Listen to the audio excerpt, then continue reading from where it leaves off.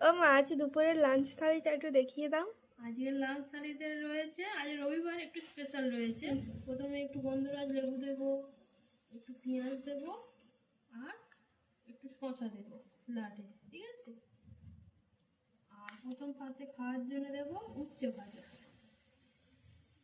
অল্প করে উচ্ছে ভাজা দেবো, আর দেবো লাল শাক ভাজা,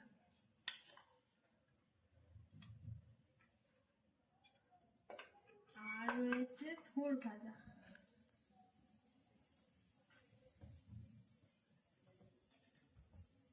সব একটু সাইড করে দেবো।